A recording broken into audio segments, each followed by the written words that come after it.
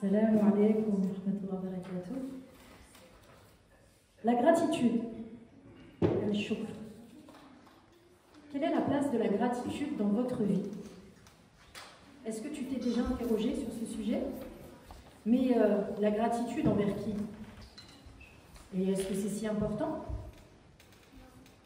Comment être reconnaissant? Comment être plein de gratitude? La mère du Coran, la sourate numéro 1, Al-Fatiha, cette sourate qui est une des plus grandes causes de guérison, un remède contre tous les maux, commence par, après Bismillahirrahmanirrahim, par Alhamdulillahi Rabbil Alamin. Louange à Allah, Seigneur de l'univers. Tu ouvres le Coran et tu commences par un témoignage de remerciement à Dieu pour ses bénédictions.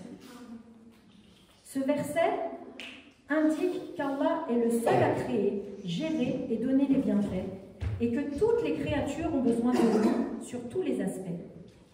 Parce qu'il est El-Murabi, celui qui éduque, en les créant, en leur octroyant des bienfaits, sans lesquels elles ne pourraient survivre. Alhamdulillah et Rabbil Alamin. De ce fait, chaque prière commence par Al-Fatiha. Cela signifie que tu commences ta prière avec Alhamdulillah et Rabbil Alamin. Chacun sait que la prière est un dialogue avec notre Seigneur. Et comment tu t'adresses à lui? Par la louange à celui qui t'accorde ses bienfaits. La gratitude envers Allah est une qualité précieuse, mais malheureusement rare. Allah lui-même dit dans le Coran, alors qu'il y a peu de mes serviteurs qui sont reconnaissants.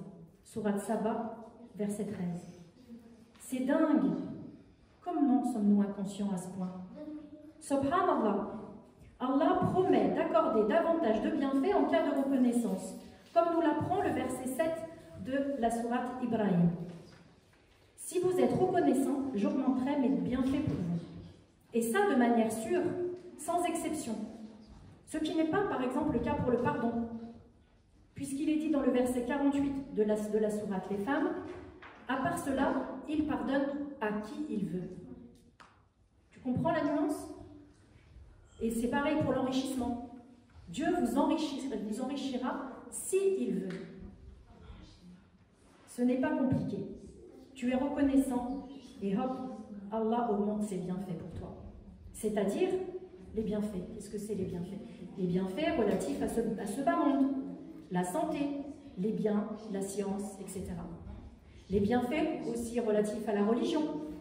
Le savoir religieux, la piété, l'obéissance, être au service de la religion. Et les bienfaits relatifs à l'au-delà. Comment montrer à Allah sa reconnaissance alors? Il y a des multitudes de manières. Nous allons voir quelques exemples. Inch'Allah.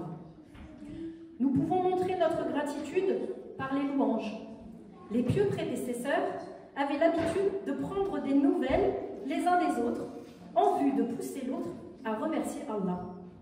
En effet, lorsqu'on demande à un musulman comment il va, généralement, qu'est-ce qu'il répond?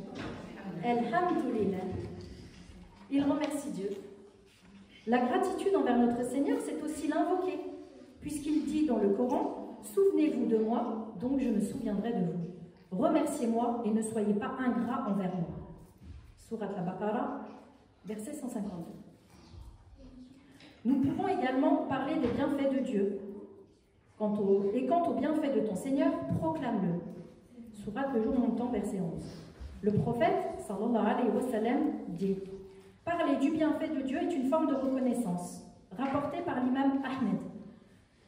Donc, quiconque cache le bienfait fait preuve d'ingratitude, et quiconque le manifeste fait preuve de reconnaissance. » Nous pouvons également travailler pour Dieu. Ô famille de David, œuvrez par gratitude. Sourate Saba, verset 13. Multiplions nos adorations, prions à l'heure, utilisons nos sens dans le bien pour œuvrer pour Dieu. Essaye de ne pas regarder, de ne pas écouter et de ne pas toucher ce qui n'est pas halal. Nous pouvons montrer notre gratitude avec notre cœur. En effet, et tout ce que vous avez comme bienfait provient de Dieu. Sourate les abeilles, verset 52.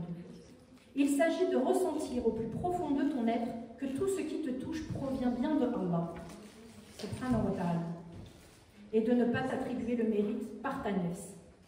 Et il faut ramener ça à Allah. Justement, ta nefs, il y a un moyen important et à la portée de tous d'être reconnaissant facilement, si tu as travaillé un petit peu sur ta nefs. D'après Abu Huraira, le prophète sallallahu alayhi wa sallam a dit: celui qui ne remercie pas les gens n'a pas remercié Allah. Celui qui ne remercie pas les gens n'a pas remercié Allah. Il te faut remercier les personnes qui t'apportent de l'aide, parce que, comme nous venons de le dire, tout le bien vient de Allah. Et tout ce que vous avez comme bienfait provient de Dieu. Sourate les abeilles, verset 52. Nous parlons d'une vraie reconnaissance envers celui dont Allah s'est servi pour t'apporter ce bienfait.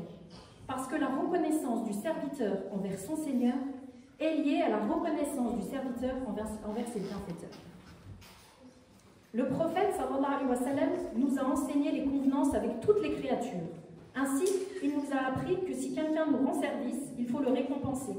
Cette bienveillance vis-à-vis de notre prochain est un signe de la bonne compréhension de la religion et de la bonne santé de notre foi.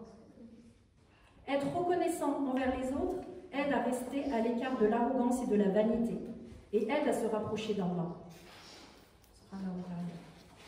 C'est également un moyen de reconnaître que nous sommes rien, et de vivre le La ilaha illallah.